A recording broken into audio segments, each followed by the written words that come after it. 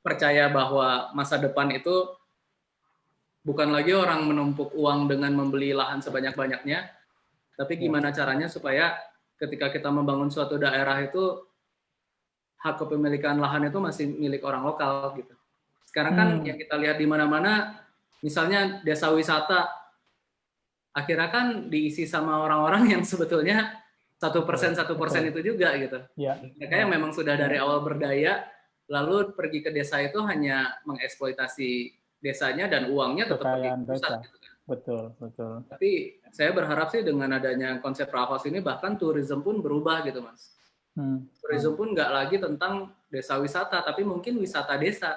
Nah ini sih ngarang aja ya, ngebolak-balik, tapi saya kebayang tuh beda pendekatannya. Kalau satu adalah resources-nya yang dieksploitasi, sedangkan manusia lokalnya terpinggirkan. Tapi kalau yang satu lagi adalah melihat manusia lokalnya mereka udah punya apa.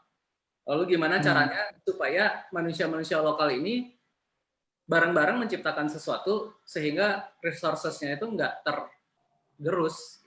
Dan nggak perlu juga investor besar-besar dari luar untuk masuk karena berdaya mandiri aja. Gitu. Kalau kita mau ngambil contoh yang konkret ya mungkin homestay-nya Sepedagi ya.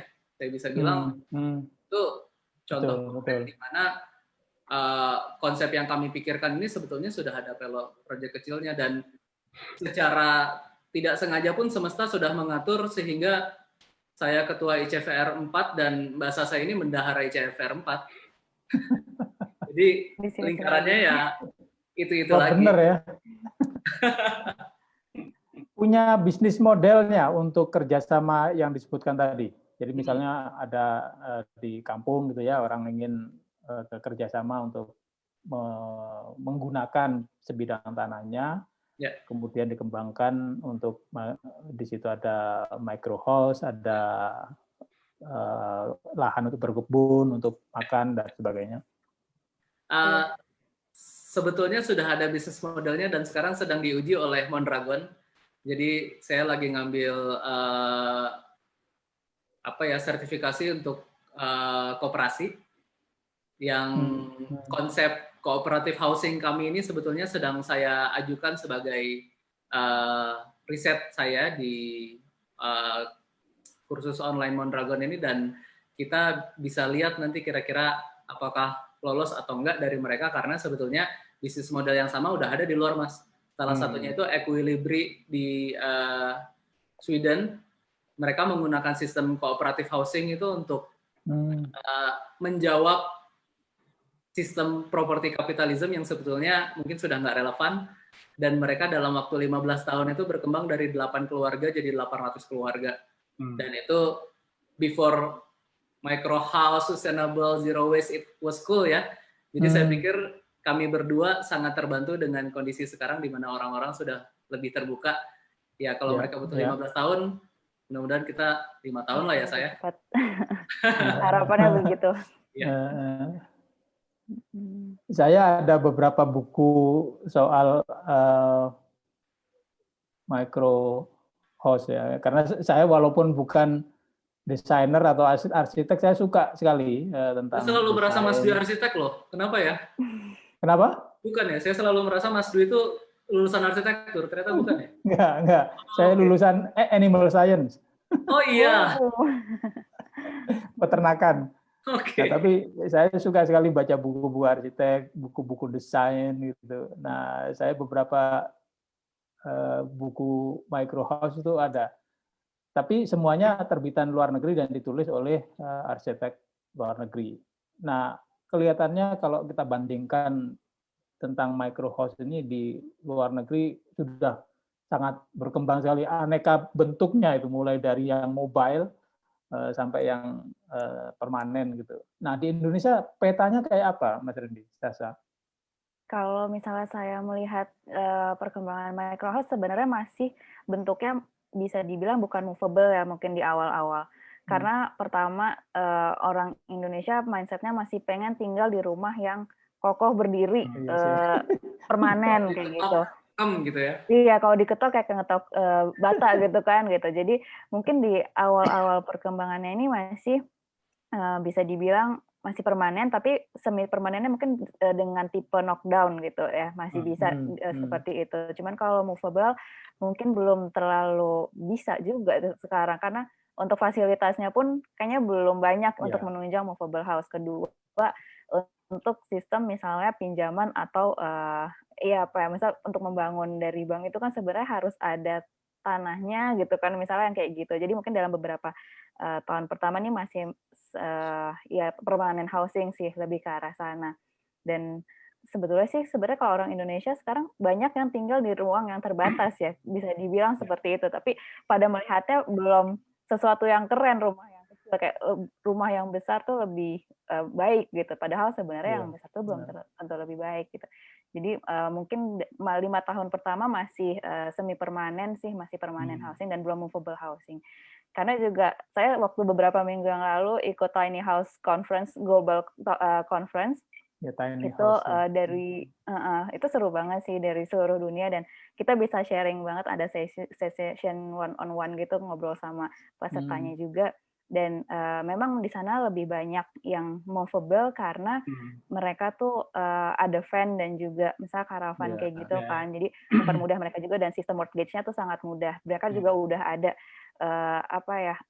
mungkin kayak kebijakan di beberapa daerah negara bagian tuh udah ada kebijakan yang membuat mereka tuh mempermudahnya memiliki movable house. Cuman kalau misalnya di Indonesia karena belum juga, dan ya mindset, balik lagi ke mindset orang Indonesia yang pengen permanent housing, jadi mungkin masih ke arah sana sih.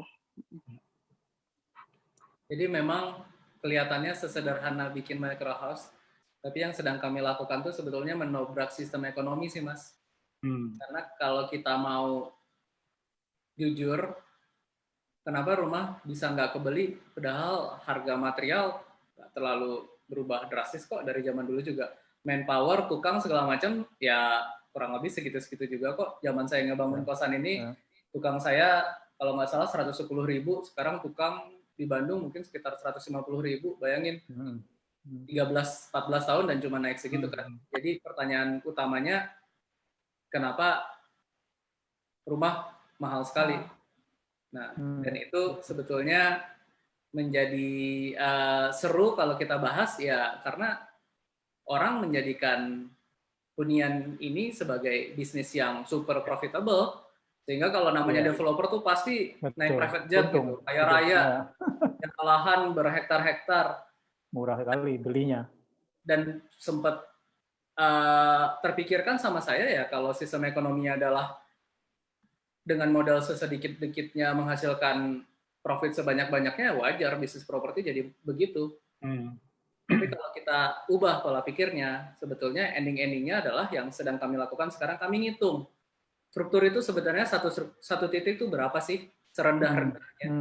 Lalu kita hitung material lantai yang paling murah yang bisa kita produksi dari material bekas itu apa? Dimensi paling optimalnya berapa? Terus bukaan, jendela, pintu, segala macam itu untuk memasukkan cahaya yang cukup tapi nggak terlalu mahal tuh seperti apa. Jadi akhirnya riset-riset ini akan membuat kita punya satu hitung-hitungan costing bangun rumah yang simple banget, yang mau luasannya kayak apapun, bentuknya kayak apapun, kita udah ada modulnya. Tapi tetap aja yang tadi saya bilang, kalau orang beli rumah masih ngejar gengsi, orang beli rumah masih pengen keren-kerenan, akan susah gitu. Tapi nggak apa-apa juga, karena Indonesia tuh sebenarnya orangnya adaptable banget kok. Ingat nggak, sekitar 5 tahun yang lalu orang takut nih mau belanja online, nanti kalau barangnya nggak datang gimana? Bayarnya gimana? Saya nggak punya kartu kredit. Nanti kalau ditipu apa? Tapi lihatlah sekarang tahun 2020, cuma 5 tahun aja ya. Siapa sih yang nggak belanja online sekarang? Komputer apa yang mahal-mahal harganya di atas 5 juta, orang berani kok beli online. Jadi menurut saya, ending-endingnya adalah karena kita 285 juta ini dapat 10% aja yang tahu tentang hal ini. Dari 10% itu dapat 10%-nya lagi aja yang kira-kira mampu. Dari 10% itu dapat 10%-nya lagi aja yang benar-benar mau beli. Cukup banget kok, economic of scale-nya bisa kekejar kok. Ya ini muncul dari orang yang super optimis ya, tapi harusnya bisa sih. Ya. Silakan kalau ada kawan-kawan yang mau berinteraksi dengan tamu hebat kita. Silakan raise hand. Mbak Suci mungkin, Mbak Suci. Nah, mungkin kalau Suci nanti melengkapi ya, Suci ya. Tadi disebutkan sama Mas Randy ya, bahwa kita ini kan sebetulnya bangun rumah itu bukan sekedar mendirikan bangunan, gitu, tetapi selalu ada makna, ada filosofi dalam bangunan rumah yang kita buat. Dan itu secara tradisi di kita itu kental sekali kelihatan tuh. Di Jawa apalagi rumah itu sudah mulai dari belakang sampai depan ada artinya semua. Bentuk-bentuknya juga ada artinya. Nah, saya di sini di Pinrang, nah ini wilayah Bugis kan. Pada awalnya melihat rumah Bugis yang panggung, kemudian ada panggung, kemudian ada tangga. Nah, di atap itu, atap yang di depan, itu ada beberapa tipe simbol kayu gitu, ada model begini, ada yang begini, ada 3 atau 4 model. Awalnya kita lihat tangga biasa saja, ada tangga gitu ya, kemudian ada model kayak begitu, biasa juga gitu, variasi misalnya gitu ya. Nah, tetapi dasar Suci ini kan antropolog ya. Nah, dia ngobrol dengan orang-orang tua, rupanya bentuk tangga, ada tangga yang lurus langsung ke pintu, ada tangga yang belok, jadi tidak lurus ke pintu, kemudian ada lagi tangga yang ada terasnya, itu punya makna masing-masing. Dan di atap bentuk apa istilahnya, yang pokoknya di ujung dari atap itu ada kayu dengan variasi macam-macam, itu pun juga ada artinya rupanya. Nah, kalau berbicara dengan orang tua, itu bisa dengan baik menjelaskan itu. Nah, tapi dengan yang muda-muda justru nggak tahu sama sekali sudah. Gitu. Nah, ada perubahan-perubahan. Apa yang terjadi dalam dunia arsitektur bangunan, Mas Randy? Sasa, yang sekarang orang cenderung tidak lagi menempatkan makna di dalam bangunan yang mereka dirikan gitu. Menarik. Ini pertanyaan yang saya nggak nyangka akan keluar malam ini. Atau mungkin ada yang mau ditanggapi dulu? Iya, kalau saya juga sebenarnya melihat ini suatu fenomena yang unik juga karena di Indonesia tuh kental banget budayanya dan seperti itu makna-makna akan arsitektur itu sangat-sangat kental gitu ya. Semakin ke sini mungkin orang tuh lebih berpikir ke arah efisiensi mungkin ya Pak ya.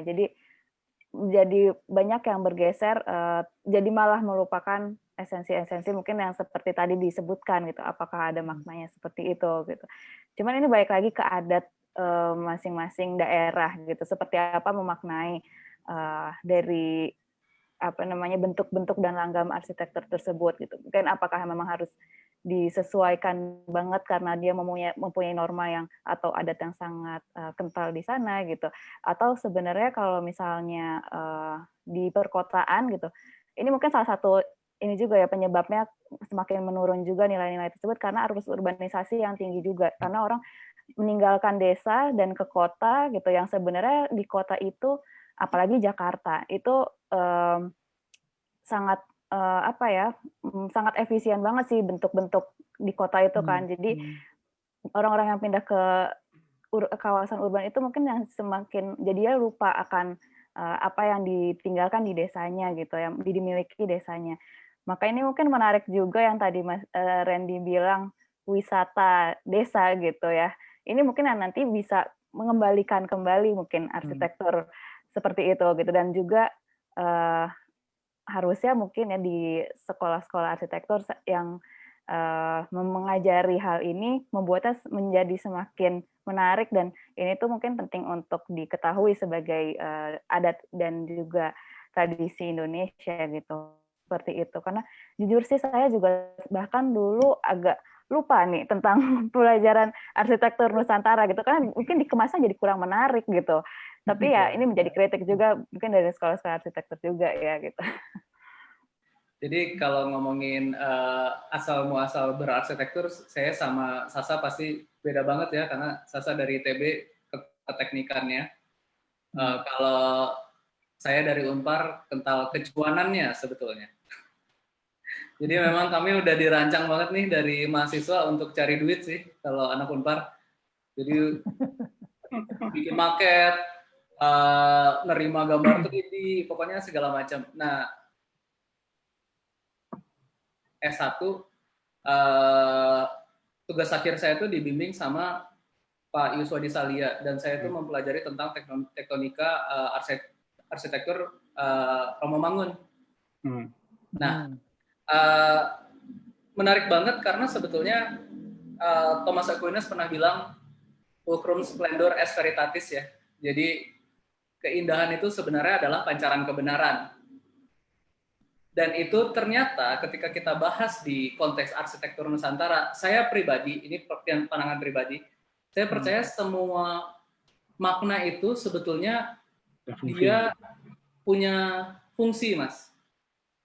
Jadi bukan sekonyong-konyong hanya ingin menghadirkan cerita ke generasi selanjutnya sehingga harus di semacam pertahankan selalu ada, tapi saya yakin karena ada fungsinya.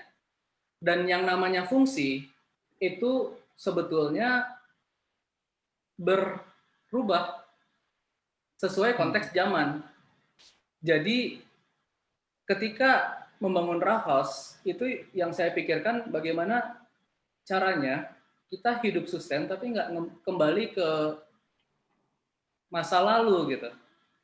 Jadi nggak bikin bangunan yang hippies, bambu-bambu, kayu-kayu, sustainability kan selalu dekat ke arah sana ya. Kalau kita buka green architecture, googling aja di internet, yang keluar itu adalah bangunan-bangunan yang arahnya ke sana. Dan akhirnya saya sadar ini tuh bukan perkara material atau tampak visual aja, tapi fungsi.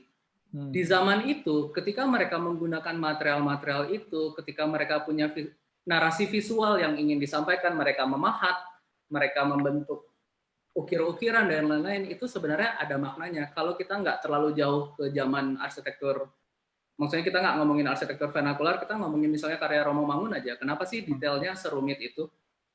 Kita pikir apa nih yang mau coba Romomangun sampaikan? Apakah ada sebagai pendeta beliau ingin menyampaikan nilai-nilai keagamaan, atau sebagai budayawan ingin menyampaikan nilai-nilai kemanusiaan? Tapi ternyata jawaban beliau sederhana sekali. Semakin banyak ukiran, tukang saya kerjanya makin panjang. Sehingga mereka tadinya kalau di proyek orang lain cuma dapat sekian ratus ribu, di proyek-proyek saya tuh bisa dapat berapa juta. Namun beliau punya apa ya istilahnya, kebebasan melakukan ini karena yang mendanai kan gereja ya. Sehingga bisa dibilang unlimited budget nih. Kalau ada arsitek muda yang ingin ngukir-ngukir seperti Mangun juga, terus bill-nya dibayar ke klien, adilkah dia? Saya rasa enggak. Jadi dengan pola pikir seperti itu, sebetulnya saya pribadi memang masukan juga sih, jangan-jangan kalau Raffles itu menjamur, ada di mana-mana, terus nanti orang jadi bertanya, tahun 2020 tuh Indonesia kayak apa ya, kok bangunannya kayak begini? Apakah kita harus menandai zaman gitu kan? Nah itu pertanyaan yang menurut saya dalam banget sih. Karena jangan-jangan saat ini zaman ditandai oleh lebih banyak lagi penanda sih. Kita punya internet, kita punya webinar, kita punya recording video dan lain-lain, dan itu semua adalah visual naratif yang pengen kita sampaikan juga ke generasi selanjutnya. Sehingga mungkin dengan cost yang sama untuk menghias karya-karya kita, lebih baik kita lihat fungsi utamanya apa. Karena kami juga kemarin sempat dikritik, Mas. Itu kemarin Mas Dwi kan sempat japri saya tuh tentang ada yang bilang, ini kok pakai korbu sih, kutipannya korbu tuh humanis loh, sehingga dia nggak sustain. Menariknya ada Profesor Paramita dari UI yang justru bilang a machine as a house of living-nya korbu itu sebenarnya sangat humanis. Justru gimana caranya supaya kita nggak berlebih gitu. Kalau di Swedia ada satu pola hidup yang namanya lagom. Lagom itu ya cukup. nggak kelebihan, nggak kekurangan, dan cukup. Ya. Nah, kami di sini sedang mencoba bertanya sih, jangan-jangan kuncinya lestari atau keberlangsungan itu atau keberlanjutan itu adalah cukup seimbang. Gitu. Makanya tadi saya juga jadi kepikiran banget, Mas. Wah, jangan-jangan Rauhaus kurang memasukkan unsur makna nih. Dan harus jadi PR kita sih gitu. Karena jujur aja kami masih belajar dan mungkin itu jadi pelengkap dari yang akan kita kerjakan ke depan. Seru banget sih kalau bisa gitu. Tapi mungkin jangan-jangan saya jadi malah kepikiran ya. Justru dengan bentuk yang basic itu malah memberikan makna lain dalam kehidupan gitu. Jadi kita nggak terlalu fokus pada bangunannya, tapi justru ke bagaimana kita ke arah sustainable living yang dari dalam hidup kita, diri kita sendiri sih. Mungkin ke arah situ juga mungkin ya. Ya, kalau saya lihat kawan-kawan milenial saya di kantor gitu ya, mereka cenderung suka sesuatu yang simple.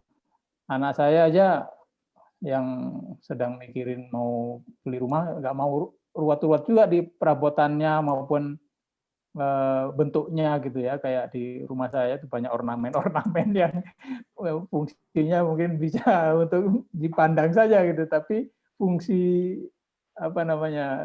fungsi praktikalnya itu nggak jelas sebetulnya. Nah, anak sekarang ini justru kecenderungannya nampaknya ke arah situ, Sasa, Randy. Jadi maunya yang simple tapi fungsional dan cukup juga bisa dipakai berdua gitu ya untuk rumah tangga kecil. Ya. Tapi menarik. Pemikiran kayak Mas Dwi juga sangat bisa dipahami, Mas, karena saya pernah datang ke pameran seni. Kebetulan adik saya kan kurator seni gitu. Terus saya nanya sama adik saya, kenapa sih orang beli karya seni itu sampai mahal banget? Maksudnya it's just a visual things gitu. Buat apa? Itu nggak ada fungsinya gitu kan. Maksudnya sebagai orang yang sangat praktis, maksudnya baju saya aja, Mas, cuman beda warna, kaos modelnya itu aja, celananya modelnya itu aja, karena saya emang orangnya gitu, cukup aja. Ini bahkan saya satu-satunya nih punya jaket yang begini-beginian karena jaket keluarga.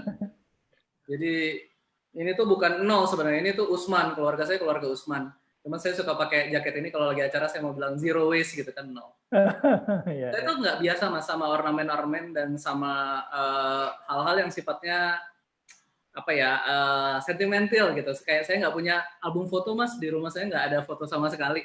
Karena kalau nggak ada fungsinya saya nggak pakai gitu, kesannya gitu. Tapi waktu itu saya dapat tohokan luar biasa sih dari adik saya, dia bilang gini, Mas tahu nggak kalau zaman dulu di Eropa ketika mau musim dingin, orang tuh beli lukisan luar biasa banyak untuk mereka nikmati selama musim dingin. Karena kalau musim dingin mereka nggak bisa kemana-mana.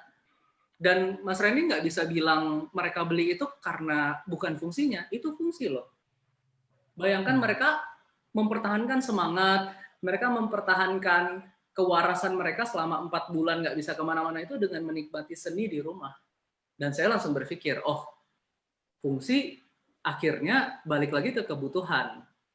Gitu. Jadi nggak apa-apa juga, Mas Dwi. Justru pertanyaan tadi membuat kami mencoba berpikir, apa ya yang bisa kita maknakan di dalam arsitektur yang udah mepet banget nih, baik dari sisi material, cost-nya juga, terus cara pembuatan juga kan kita pengen cepet banget dan simpel banget, tapi saya setuju sih harus ada sentuhan yang betul, harus ada sentuhan yang humanisnya supaya dia haneuten gitu ya, kalau kata orang Sunda mah.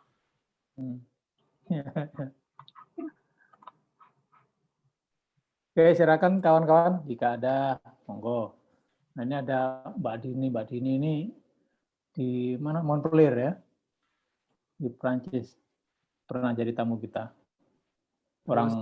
Salam kenal. Orang Ciamis apa? Garut. Orang Garut di Prancis. Ya. Silakan kalau ada yang mau berinteraksi dengan tamu kita. Mbak Suci udah hadir kembali, Mbak Suci? Layah Dimon. Nah, sekarang impian berikutnya apa, Mas Randy, Sasa? What is your next dream beyond row house? Impian kita sebenarnya dari awal sih ya, kita pengen bikin yang namanya high performance zero waste habitat ini sih. Jadi nggak cuman bikin satu bangunan aja gitu, terus tapi kita bisa bikin lingkungan yang sebenarnya bisa kita tinggalin juga. Jadi sebenarnya jadi kayak kampung gitu ya? Ya, bisa bilang seperti itu. Jadi waktu itu keinget banget juga kata-kata Mas Randy banget waktu di awal, ya kalau misalnya kita nggak bisa bikin lingkungan yang ideal, kalau di luar sana nggak ada lingkungan yang ideal buat generasi penerus kita, ya kita bikin sendiri nih lingkungan itu. Makanya itu awal mula kita bikin row house. Jadi ya bikin lingkungan yang ideal itu sih untuk kita dan generasi penerus kita. Dan untuk bisa kayak gitu memang panjang banget sih prosesnya, dan kami sih ngerasa ekspektasi kami sih cukup rendah ya pada proses yang terburu-buru dan cepat. Jadi kami percaya banget nih tumbuh tak tergesa itu paling proper sih. Walaupun kalau ditanya mimpi saya berikutnya apa, saya sih pengen balikin modalnya Sasa ya. Gimana caranya? Karena Sasa sudah percaya sama ide ini ya. Sebagai orang yang realistis, saya akan tunjukkan bahwa bisa kok kita bisa hidup kok people planet profit dengan melakukan hal yang orang anggap susah, aneh, belum ada pasarnya dan lain-lain, nggak apa-apa. Karena dulu juga handphone jarang banget yang punya kok. Pertama kali segede batu bata, Mas Dwi mungkin ingat banget ya Mas ya. Kalau saya tuh jujurnya nggak pernah lihat tuh si Nokia yang awal itu, saya nggak pernah lihat. Karena waktu saya SMA kelas 1 tuh udah ada Siemens yang ukurannya segini nih. Oh, kecil lagi. Tapi waktu itu saya ingat banget nih kalau kayak ada orang di pinggir jalan punya handphone tuh kayak wih gitu. Sekarang siapa yang nggak punya handphone? Dan saya juga berpikir awas tuh kayak gitu sih. Karena dia barang yang baru, dia melawan sistem ekonomi properti, dia mengubah pandangan orang tentang rumah. Kita butuh waktu.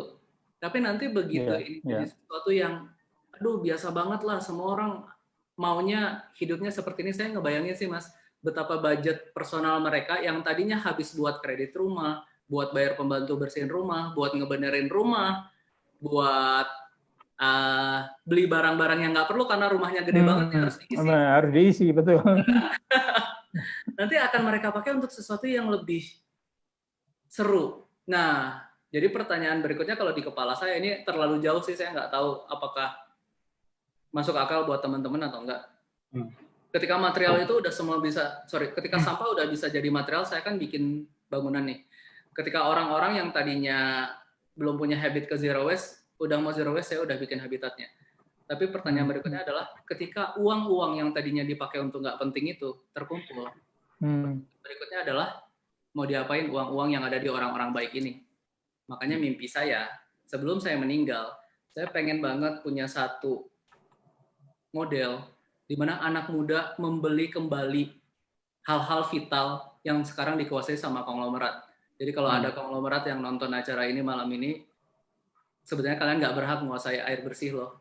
Kalian nggak berhak menguasai kalian nggak berhak menguasai desa-desa yang cantik-cantik, yang indah-indah, karena sebetulnya itu milik semua orang. Dan rakyat nggak mungkin bisa beli. Jadi yang bisa beli adalah kami yang muda-muda ini, yang suatu hari nanti akan mungkin sama powerful-nya dengan kalian, tapi bukan pakai sistem kapitalisme, kita pakai sistem kooperatif sehingga semuanya diuntungkan. Dan kita pengen beli itu lagi, karena tadinya kita pakai buat beli barang nggak penting, terus kami nabung, kami bikin bisnis yang people planet profit, kami sama hebatnya dengan kalian, terus kita mau beli ulang.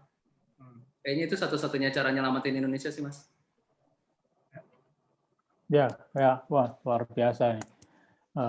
Ya itu sebuah impian yang saya kira penting ya untuk kita jadikan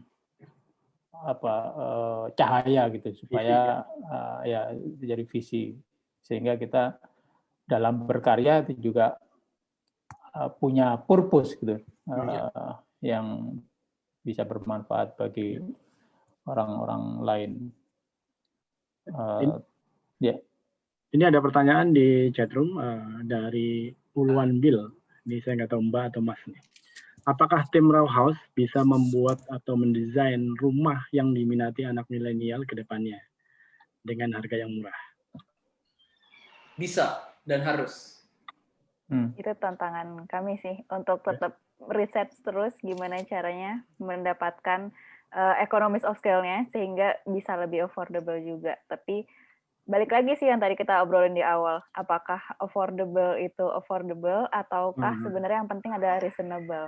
Jadi harga yang murah itu harga yang mahal tuh kenapa sih masuk akal gitu. Lebih ke arah sana. Harus berhenti berpikir tentang harga murah sih sebetulnya. Reasonable bagus. Iya. Reasonable sama affordability sebenarnya. Oke, silakan kalau ada yang mau. Mungkin ada yang punya lahan yang mau diajak kerjasama dengan kami, bisa dikontak DM ke waralhouse.id. Nah, itu ada websitenya. Itu website ada kan Mas ya? Lalu IG-nya ada juga. Nah, silakan kawan-kawan ya bisa kolaborasi. Nah, saya kira salah satu solusi untuk mengatasi limbah itu adalah tahu kalau orang mengumpulkan limbah ini mau dibuat apa gitu. Nah, sehingga apa yang Mas Randy dan Sasa kembangkan ini dengan memanfaatkan bahan dari limbah, artinya sebetulnya dia bisa membantu untuk mengurangi limbah jadinya ya. Tapi limbah itu prosesnya oleh perusahaan lain ya Mas Randy ya? Saat ini kita pakai styrofoam yang diproduksinya oleh Bipanel. Jadi pabriknya ada di Cimahi, sekitar 20 menit lah dari tempat kami. Ya, jadi mereka yang produksi. Jadi bukan tim dari Row House sendiri ya? Karena pas kita start bisnis modelnya memang istilahnya key activities-nya kita fokusin lebih ke riset sama assembling sih Mas. Untuk yang awal ya, prototype. Kita lebih fokus ke sana karena kalau kita sibuk bikin material juga di prototype 1 kan berarti kita harus punya banyak dana untuk pengujian ya. Karena kan kita nggak mungkin jualan bahan yang kita bikin di workshop terus kita bilang ini kuat loh, padahal enggak gitu kan. Jadi di prototype 1 sih kita eliminasi resiko itu dengan bekerjasama dengan factory yang memang udah proper gitu, bisa menjamin dia QC-nya terjaga, pengirimannya bagus, terus harganya stabil gitu. Tapi memang di prototype 0 kita mulai berani untuk bikin material sendiri sih. Kita mulai start dari yang paling gampang, kita bikin penutup lantai. Jadi sekarang riset kita itu kita sedang coba ulik puntung rokok untuk jadi material. Dan kebetulan Parompong sekarang memang satu-satunya perusahaan di Indonesia yang bisa ngolah puntung rokok. Jadi kita puntungnya tuh gabusnya itu ya? Filternya. Jadi sekarang kita dapat kepercayaan dari beberapa klien dan punya akses untuk risetnya juga. Jadi kita sekarang mau coba pikirkan material ini untuk jadi penutup lantai yang 60x60 yang siap pasang gitu. Nah itu lumayan mengeliminasi satu faktor kan. Terus dinding sama atap sih kita akan tetap pakai third parties untuk di awal, tapi semua struktur, semua architectural hardware-nya, terus kayak bukaan dinding pintu sih akan kita produksi sendiri. Jadi pelan-pelan kita bikin mandiri, tapi ending-endingnya nanti kalau akan butuh produksi dalam jumlah besar, kita akan balik lagi ke third party sih Mas. Tapi tadinya ke konglomerat besar, kita pengennya mungkin bisa di yang lebih padat karya lah ya. Padat karya. Makin banyak yang terlibat. Jadi untuk yang prototype itu berapa persen sekarang komponennya dari waste? Kalau prototype 1 hampir semua ya saya, paling kaca doang yang kita enggak. Kaca besi enggak sih? Mungkin 80% kali ya. 80%. Nah, dari segi misalnya safety gitu ya, uji material yang tidak menimbulkan bahaya pada kesehatan atau tidak mudah terbakar dan sebagainya, itu gimana? karena kita bekerja samanya dengan tadi yang udah disebutkan ada PT Beton Indomendu Putra atau Bipanel ini, mereka kan sebetulnya udah menguji juga kan, udah ada hasil ujinya juga bahwa ini tuh tahan fire retardant, seperti itu juga earthquake resistant gitu. Jadi makanya kita juga di awal nggak pengen uji coba sendiri material dulu karena sendiri, kita pengen membuktikan dulu sistemnya ini tuh berhasil dengan material yang sebenarnya udah teruji. Jadi kita juga nggak pengen uji coba ke masyarakat materialnya. Atau maksudnya ke arah sana, yang pengen udah teruji dulu sih.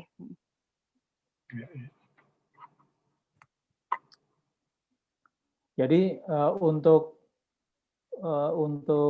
ready for public sudah mulai atau gimana, Mas Randy? Rencananya launching itu sebetulnya tahun ini sih, Mas. Cuman ya karena pandemi yang semua orang juga ngalamin ya. Jadi kami bersabar sambil riset terus, dan gara-gara pandemi kita jadi malah nambah prototype. Kalau nggak ada halangan sih kita tetap pengen launchingnya di 2021 sih.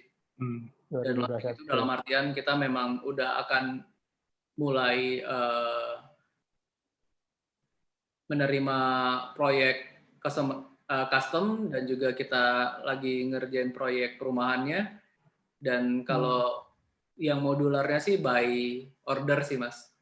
Karena kita masih belum punya pabrik besarnya kan. Cuman karena itu tadi kita kerjasama dengan pabrik besar, kita cukup pede untuk bilang ya kalau bayar DP 72 jam, materialnya sampai di site dalam 1,5 bulan. Sebenarnya kita pengen bilang 1 bulan, cuman ada buffer lah 2 minggu ya. Jadi 1,5 bulan kita bangun. Itu promise-nya kita yang harus yang jadi tantangan kita untuk delivery-nya nanti. Ya. Kalau row house itu design and build atau desain aja kan? Sebetulnya bahkan manufacturing, Mas. Jadi kita perlakukan row house itu kayak produk sebetulnya. Jadi kita manufacturing produk. Cuman yang tadi saya bilang, custom pun kita bisa saja terima, dan untuk itu ya kita jadi bisa design and build sih. Cuman tetap within modul yang udah dibuat ya. Jadi nggak bisa saya tiba-tiba pengen ala Romawi keriting-keriting gitu ya, nggak bisa sih. Lebih ke konfigurasi mungkin kalau desainnya pun. Mas Randy, apakah apresiasi dari wirausaha muda mandiri kemarin itu memberikan ekstra lompatan nggak terhadap terhadap penerimaan publik atau terhadap kawan-kawan yang berlima kan ya sekarang timnya itu dalam membangun confidence gitu dan lebih optimis, gimana? Apa reaksinya terhadap apresiasi kemarin tuh? Sejujurnya sih dari tim kami yang lumayan amatir di dunia arsitektur ya mungkin saya pribadi yang jadi sangat confident gara-gara wirausaha mandiri ini. Tapi kalau Sasa dengan pengalamannya di berbagai kantor arsitek besar, terus apalagi kalau TIMA sama Mas Dani mah mereka sendiri udah one of the best ya kalau computational design di Indonesia. Formalogics itu di dunia arsitektur itu terkenal banget. Terus rekan saya yang satu lagi juga Hendra itu memang udah teruji di bikin konstruksi co-living, dia lama banget di McDermott kan. Jadi ya sejujurnya kalau dibilang lompatan mental, mungkin saya pribadi sih yang paling kerasa ya, karena tadinya banyak banget yang remehin gitu kan, kayak apa sih Rim bikin apa gitu. Dan saya tuh inget banget, aduh tapi saya takut ditonton ya. Pokoknya ada satu ada satu dosen lah yang dulu tuh saya ingat, kamu tuh nggak bakal bisa jadi arsitek gitu. Ngomong gitu ke saya. Dan sekarang nyelamatin terus bilang, selamat ya, saya gini-gini, nanti kapan-kapan saya main ke kantornya. Terus saya kayak, kayaknya si orang ini lupa deh dia pernah ngajar saya. Itu luar biasa sih. Kalau Sasa ini mahasiswa berprestasi, jadi dari awal juga confident. Waduh. Kalau saya IPK aja 3,01 Mas, hampir nggak 3.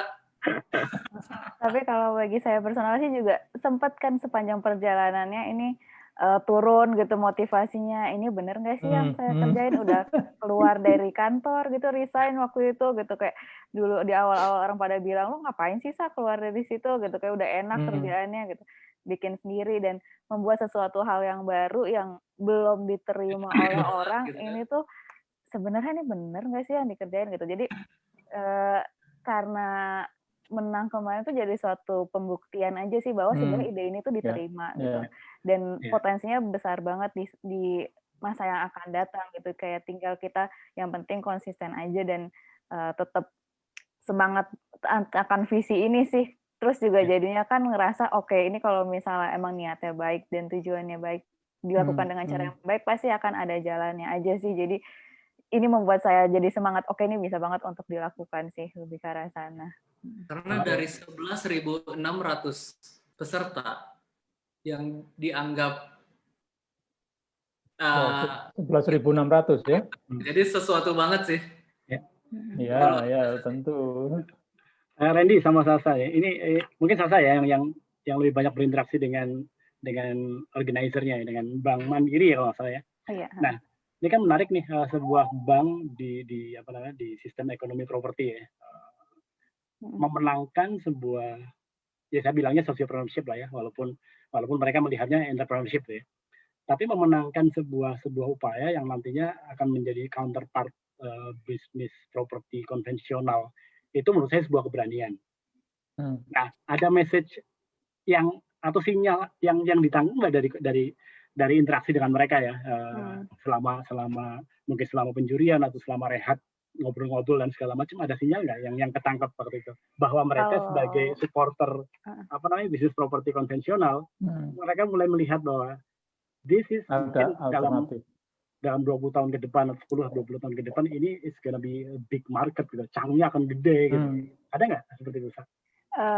Mereka memang masih ke arah ini akan dijadikan KPR atau enggak memberikan pinjaman ke kami untuk mengembangkan bisnis. Tapi saya pun udah memberikan sinyal ke mereka bahwa sebenarnya kita kayak perlu membuat sesuatu produk baru nih untuk produk ini, karena ini mungkin bukan sesuatu yang bisa menggunakan hal yang konvensional skema yang konvensional sebelum-sebelumnya gitu. Ini rumah mikro yang ibaratnya idenya baru gitu. Ya, gimana kalau misalnya Bank Mandiri dan Row House ini membuat suatu kolaborasi, membuat produk yang baru gitu untuk ke arah sana gitu. Jadi mereka pun juga iya ini menarik. Tapi emang karena ini kan sebenarnya masih ada proses inkubasi dan juga pendampingan nantinya sama 6 bulan kalau nggak salah. Cuman belum dimulai di tahun ini, mungkin di tahun depan. Jadi saya juga tertarik banget sih ke depannya akan gimana dan untuk ngobrol-ngobrol lebih lanjut untuk ke arah sana. Ya sebenarnya menarik karena beberapa waktu yang lalu saya dan teman-teman lagi mau mencoba mengeksplorasi riset terkait dengan youth market gitu ya, terkait dengan kategori banking, lebih spesifik lagi di KPR sebenarnya. Karena mereka sebenarnya sudah mulai gelisah sebenarnya. Karena market anak muda ini udah tidak terlalu ini lagi ke KPR. Jadi perlu rasional tertentu yang bisa membuat mereka itu bergairah kembali. Karena mungkin selama ini apa yang ditawarkan sebagai sebuah produk properti itu tidak appeal sama mereka. Karena tadi mungkin karena trennya sekarang juga micro house, terus kemudian tidak mau diribetin dengan sekarang jadi pembantu makin susah gitu kan. Terus kemudian juga mereka mobilitas tinggi dan segala macam membutuhkan semuanya yang serba praktis, punya rumah tapi praktis gitu, tidak mau membuat pengelolaannya serba susah atau cost-nya semakin bertambah. Nah, ini yang masih belum bisa direspon oleh industri properti konvensional. Nah, mungkin kalau misalkan Row House bisa hand in hand dengan siapapun gitu ya, untuk bisa melakukan riset new market ini akan menjadi menarik untuk bisa menjadi dobrakan baru di industri banking terutama ya, yang mau untuk membuat satu penyeimbang di bisnis ini. Artinya kayak tadi upaya mendobrak ini bisa lebih terakselerasi gitu loh, seperti itu. Betul. Karena sebenarnya KPR pun nggak bisa sih Pak, micro house tuh nggak bisa di KPR-in. Nah itu dia kayak kan, itu ada barrier di situ ya. Jadi emang butuh banget inovasi baru dan jangan-jangan kita nggak hanya mendobrak pasar properti tapi juga jadi pasar perbankan juga si Row House ini. Betul. Ya sama kayak mungkin perspektif yang apa namanya yang kurang lebih sama dengan industri asuransi gitu. Saya pernah ngobrol dengan apa namanya marketing directornya salah satu asuransi FWD gitu. Ketika industri asuransi itu dia akan hanya bermain di produk-produk dengan premi-premi besar gitu ya. Kemudian mereka sangat selektif dan mengkurasi siapa targetnya. Walaupun sebenarnya semua orang kan berhak mendapatkan apa namanya akses ke produk asuransi, tapi tidak ada yang berani misalkan yang melakukan olahraga ekstrim pasti akan ditolak, dijauhi, yang merokok ditolak dan seterusnya lah. Nah tapi ada satu perusahaan asuransi mereka berpikir sebaliknya gitu, dan ternyata marketnya ada terkait dengan youth, mobilitas tinggi, beraktivitas yang katakanlah aktivitas-aktivitas yang berhubungan dengan aktualisasi diri, pembuktian dan seterusnya, karena adventure dan lain-lain membuat mereka malah justru membuka itu. Di mana yang konvensional malah tidak membuka itu. Jadi mungkin menarik apa namanya ketika bisa didorong menjadi sebuah rasional ke mereka, ini bakal menarik nih market ini. Itu sih sekedar perspektif aja sih. Termasuk skema financing yang baru ya, betul. dengan skema yang lama gitu untuk ide yang baru gitu. Ya. Apalagi kalau kata Mas Randy tadi bahwa gagasan Rauhaus ini sebetulnya di balik idenya itu ada misi luar biasa untuk katakanlah melawan gagasan kapitalistik dalam penyediaan rumah gitu. Ya. Nah, tapi pada sisi lain, kalau berhubungan dengan bank, itu kan lembaga keuangan yang sangat kapitalistik juga. Betul. Jadi memang harus dibuat atau dieksplorasi skema financing yang betul-betul bisa mengakomodir idealisme tadi. Ya.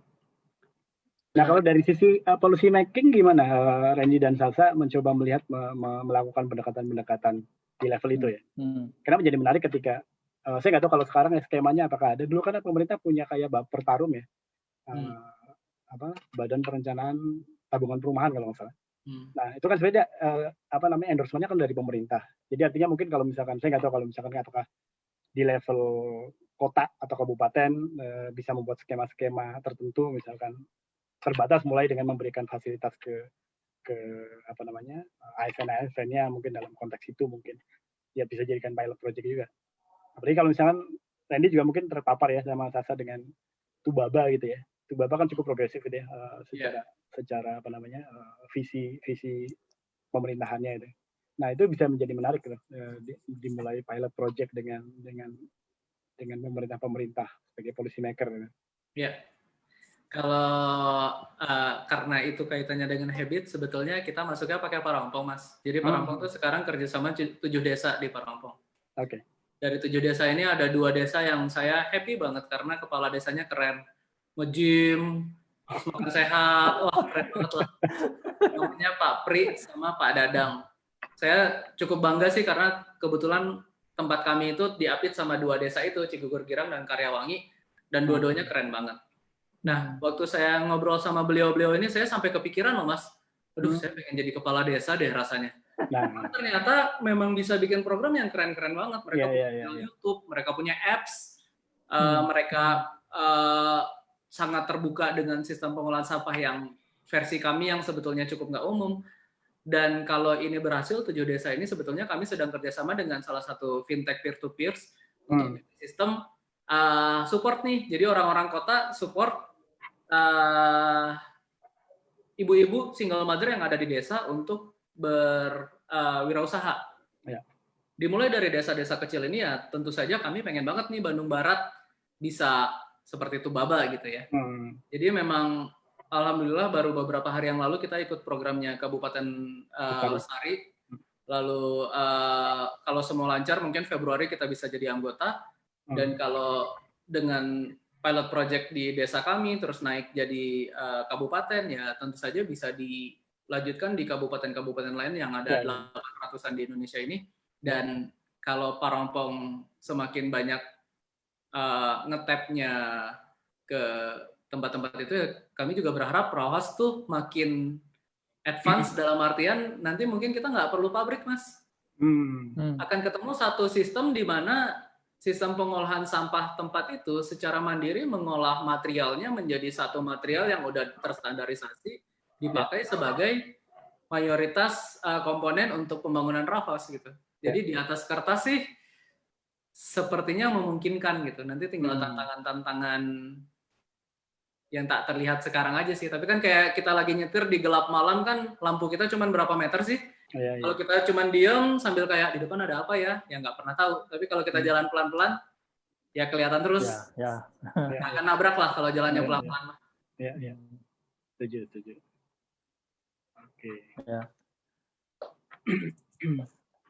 Ada lagi nggak? Jadi itu kerjasama dengan 7 desa itu sudah dimulai ya. Kalau dengan kabupaten Februari, Mas Randy juga sudah sharing ya waktu dengan. Ya sekarang tuh cuman gara-gara kita lagi kena PSBB proporsional, Mas. Jadi banyak sekali rencana-rencana yang tadinya mau dikerjain di kuartal terakhir ini, despite of pandemi ya, akhirnya tetap tertahan ke awal tahun sih. Dan pengen banget sih nanti pas kapan kita ketemu lagi, saya dan Sasa udah bisa sharing yang bentuknya makin kelihatan gitu, sebagai satu kampung kecil lah minimal. Ya. Sebelum ditutup, Mas Randy bisa kalau gampang diakses gitu ya, sharing foto-fotonya boleh nggak? Silakan, kayaknya Sasa udah siapin deh. Ya, kita amati. Bentar saya bisa share screen sudah? Belum? Masih host disabled attending. Cak, bisa dibantu Cak? Iya, sudah. Oke.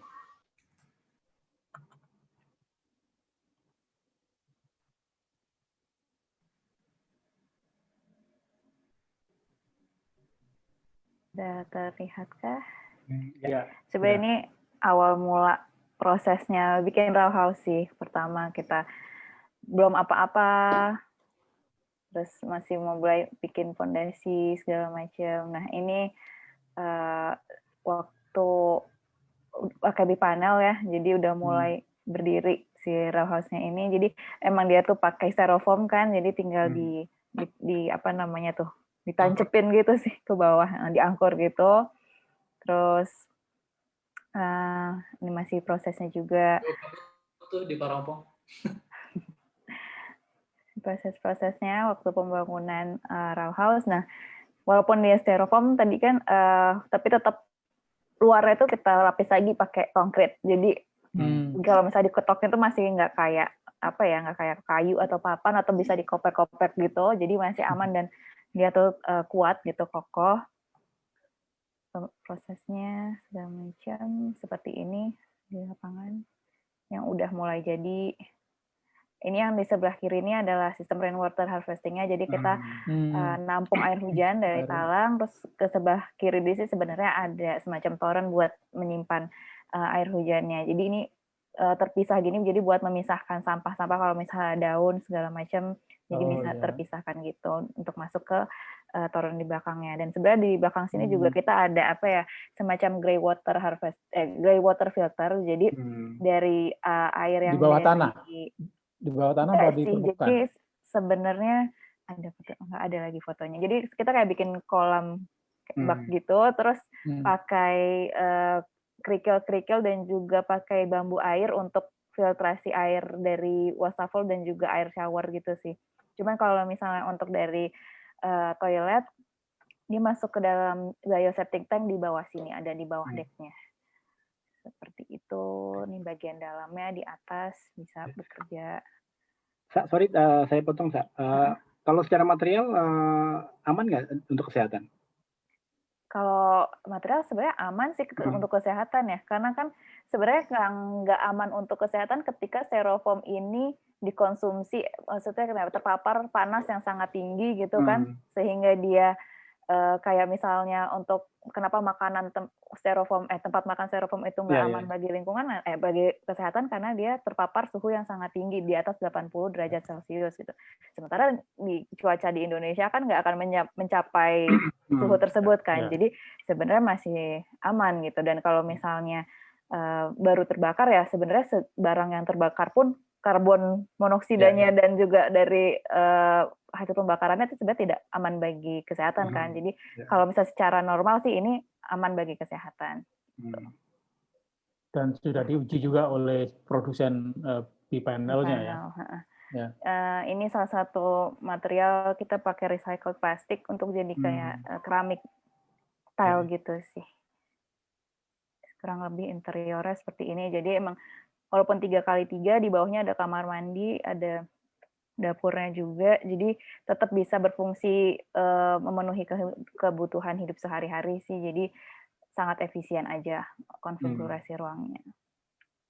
Udah sih, foto-foto cuma ini doang. Ya. Dan yang ya sangat fungsional gitu ya, sangat fungsional dan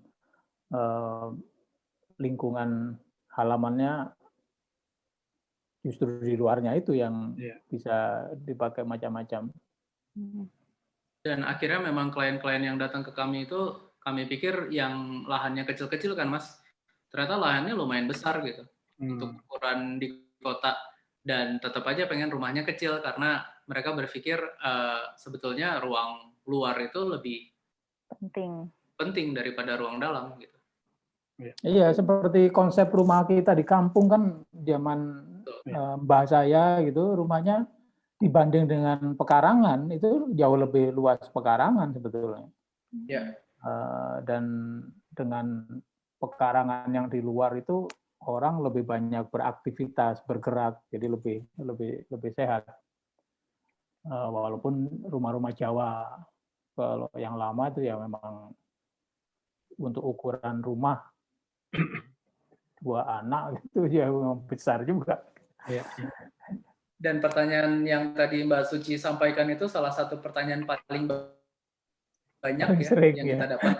Dan kami sengaja memang dari awal itu milihnya styrofoam ekstrim gitu, karena kan kampanye tentang anti styrofoam itu tidak disampaikan dengan proper ya, sehingga orang selalu wah styrofoam itu bahaya, kayak ngomongin apa ya, mungkin kayak ngomongin nuklir gitu loh. Orang kan nggak paham apanya sih yang bahaya dari nuklir, padahal kalau kita pelajari betul-betul itu salah satu energi terbersih gitu. Betul. Dan itu sih sebetulnya kita sengaja memang ngangkat styrofoam untuk jadi bahan edukasi yang bagus juga, bahwa kita nggak bisa ngecap material apapun baik atau buruk kalau kita nggak betul-betul paham fungsinya sebagai apa dan istilahnya interaksi seperti apa yang membuat dia bahaya untuk tubuh. Yang tadi Sasa sampaikan itu udah tepat sekali. Paling tambahannya adalah itu pun konteks kalau dia dikonsumsi masuk ke badan. Tapi kalau misalnya dia tidak dikonsumsi, sebenarnya styrofoam menurut saya pribadi masih material yang paling cost efektif untuk nahan suhu. Jadi banyak banget nih food waste yang kita hindari karena kita memanfaatkan styrofoam di banyak proses pengangkutan makanan misalnya. Itu juga yang membuat kami nggak pernah pasang kampanye kayak anti plastik. Ya lagi-lagi bukan itu sih yang harus kita pikirkan, tapi cara kita mengkonsumsi produk-produk itu yang membuat dia oke atau nggak oke buat lingkungan dan kesehatan. Ya. Ada pertanyaan lagi, Mas? Ya, ini ada dari Gianti. Boleh tahu lebih detail lagi apa yang dijual row house? Sistemkah atau dengan bangunan jadi? Ruang apa saja? Apakah harganya menyesuaikan luas bangunan? Kemudian dari Gendis mau tanya apakah row house aman di daerah pesisir yang sering mengalami banjir karena rob? Saya mau jawab yang pertama apa kedua? Ya, yang pertama juga nggak apa-apa. Nanti ditambahkan saja. Kalau misalnya dijual row house, memang sebenarnya dari sistem bangunannya iya, kita menggunakan prefabrikasi juga kan sistem bangunannya. Terus, tapi juga kita menjual itu udah jadi. Jadi row house ini sebagai produk gitu, bukan nggak cuma desain and build aja, tapi sebagai produk jadi utuh, ya. Produk utuh. Di modul kita yang pertama ini adalah modul yang basic ya, ukurannya 3x3. Jadi emang ruangnya di sini cuma basic banget, kamar mandi, terus ini ada area untuk bekerja dan juga dapur, dan di atas tuh mezanin gitu untuk tempat tidur. Nah, tapi juga ini tuh bisa, kita harapannya juga bisa menyesuaikan, misal rumah ini menjadi bertumbuh gitu, tapi tetap modul utama dan juga fitur utama ini di 3x3 ini. Jadi ketika ada penambahan ruang, mungkin nggak sebesar ketika membuat satu modul di awal itu sih gitu, tapi pokoknya fitur utamanya ya di 3x3 ini tinggal penambahan ruangnya menyesuaikan sesuai apa kebutuhan dari customer, seperti itu. Saya nambahin Mbak Yanti, sederhananya yang kami jual tuh laptop Mbak. Jadi kalau orang suka berpikir, oh yang kalian jual tuh CPU, saya masih harus nambah monitor, nambah keyboard, nambah mouse. Enggak. Kita jual tuh laptop. Tapi memang kecil. Cuman dengan laptop ini aja tuh udah bisa kerja. Perkara nanti kayaknya kurang gede deh layarnya. Beli monitor tinggal colok. Kayaknya kurang gede deh keyboardnya. Beli mechanical keyboard, tambah mouse, tambah hard disk dan lain-lain gitu. Tapi memang tujuan kami di awal adalah dengan 2 juta per bulan cicil 10 tahun itu, orang udah nggak mikirin apa-apa. Kalau dia mikir cukup mah udah terpenuhi nih. Makan, masak, mandi, tidur, berkegiatan semua udah dapat. Gitu. Jadi itu contoh 200 juta ya? Iya. Dicicil 2 bulan, 2 juta sebulan selama 10 tahun. Murah banget tuh. Ini dengan bukan ini ya, bukan sistem perbankan KPR sekarang ya? Karena kalau dengan sistem sekarang jadi berapa kali lipat? Betul, karena ada bunga dan lain-lain ya. Iya, harus ada sistem baru nih. Koperasi Mas, sistemnya. Koperasi, ya. Koperasi kok, kuncinya di koperasi. Jadi pembeli harus jadi anggota ya? Iya. Oh iya. Oh, mantap. Terus kalau misalnya aman atau enggak di daerah pesisir, kalau banjirop, nah ini sebenarnya kita udah sempat bikin riset tentang floating micro house. Jadi bisa menyesuaikan nanti ketika muka airnya seperti apa gitu. Dan waktu itu sebenarnya karena berawal dari bencana di Palu kan, likuifikasi ya itu kan. Nah dengan styrofoam ini dia bisa mengapung gitu. Jadi fondasinya itu dari si styrofoam ini. Jadi ya harapannya sih ya, sekarang kita belum bikin prototipe yang floating house, tapi udah ada risetnya dan udah ada studinya juga, tinggal bangun prototipe aja sih sebetulnya. Jadi insya Allah sih semoga aman ketika banjir dan juga di seperti itu. Jadi saya sama Sasa tuh pernah melakukan penelitian bareng sama UII. Dan itu bahkan hasil penelitian kami itu sampai dipresentasikan di Turki waktu itu di Istanbul. Yang mimpinya di darat kita udah punya prototipe nih. Gimana cara kita menjustifikasi house di air lah waktu itu. Kita bikin penelitian. Cuman kalau buat saya pribadi sih nggak usah lah tinggal di pesisir ya. Kayaknya memang area-area itu bukan buat manusia lah. Ya. Kasih aja ke alam gitu. Karena setiap kali kita tinggal di tempat-tempat yang nggak seharusnya tuh, yang harusnya tinggal di situ pindah loh. Terus nanti kita bilang, kok tadinya nggak ada nyamuk jadi ada nyamuk, kok nggak ada kadal jadi ada kadal. Ya tempat tinggalnya mereka kita tinggalin. Ya. Tanpa mengurangi rasa hormat kalau memang sekarang sedang tinggal di pesisir ya. Oke, baiklah, Mas Randy, Mbak Sasa, terima kasih atas berkenannya untuk berbagi gagasan yang luar biasa ini. Sekali lagi kami ucapkan selamat ya atas prestasi, mudah-mudahan ke depan bisa menggapai mimpi-mimpi berikutnya, dan tentu tantangannya pasti luar biasa, tapi tidak ada hal yang bisa tidak ada yang mudah memang, tapi selalu bisa ada jalan atas niat yang baik tadi saya menyampaikan. Closing statement, Sasa sama Mas Randy? Monggo saya duluan deh. Wah, terima kasih banyak atas kesempatannya hari ini, sharing-sharingnya. Ya, kalau saya sih yang penting gimana kita tujuannya itu, siapapun bisa melakukan hal baik, dan dengan tujuan yang baik bisa tercapai hal-hal yang baik pula gitu.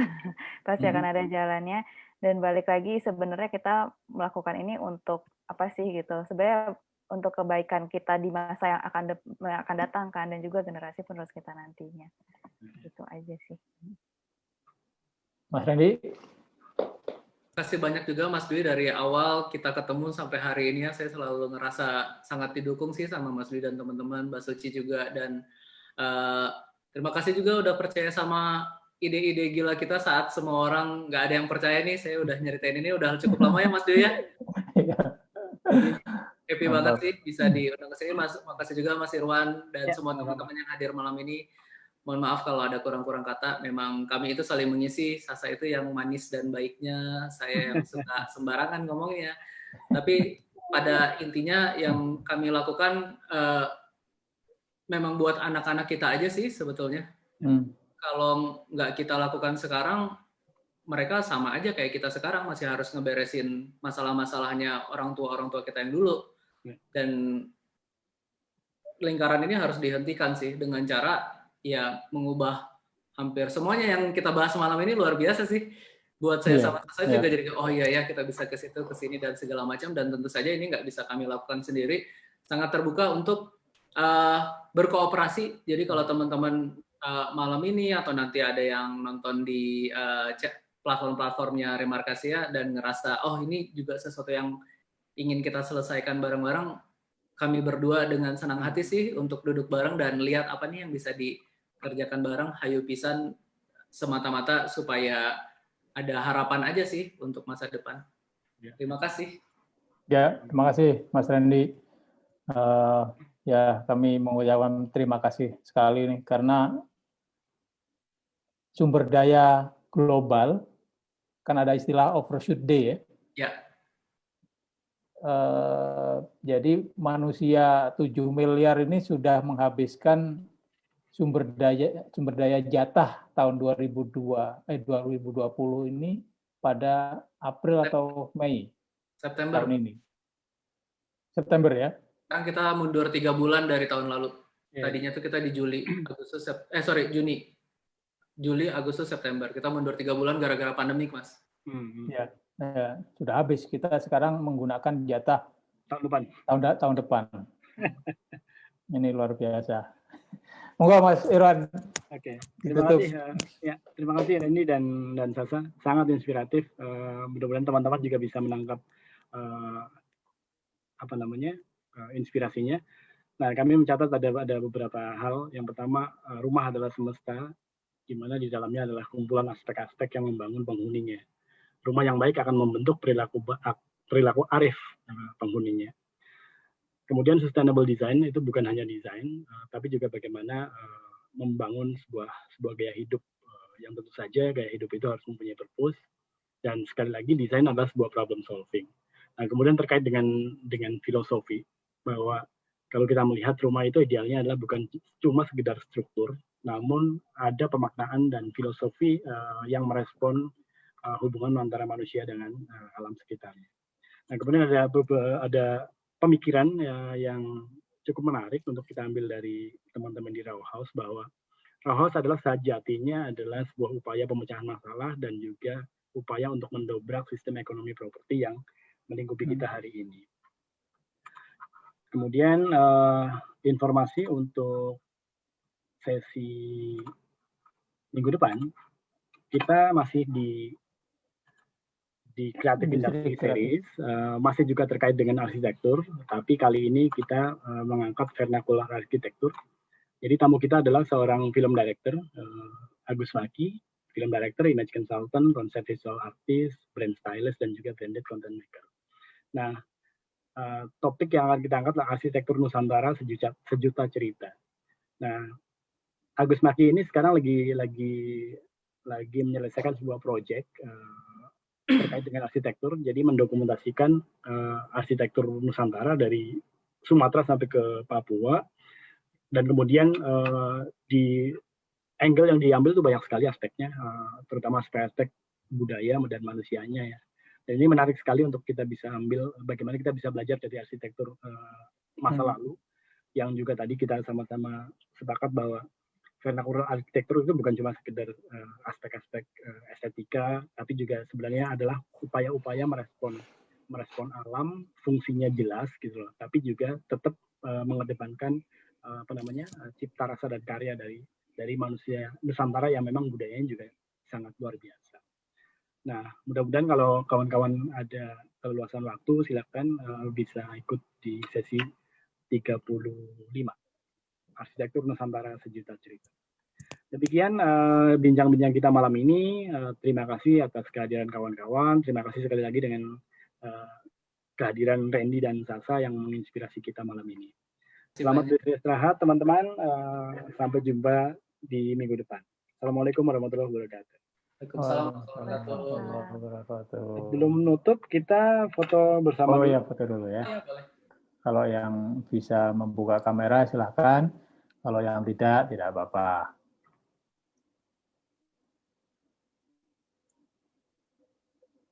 Karena cuma kita yang buka kamera. Kita berempat. Ya sudah. Oke. Terima kasih banyak. Baik, terima kasih. Selamat beristirahat. Selamat malam. ICV 4 update-nya gimana, Mas Randy? Nanti ya? Ya, kayaknya memang akhir tahun ini harus ngobrol lagi. Ya. Karena ya, Eropanya betul. sih, Mas. Iya, betul ya. Di sana memang serius betul tuh melockdown. Ya sudah. Oke, terima kasih. Oke, terima kasih Sasa, Randy. Terima kasih Caca. Pak Dwi. Ya.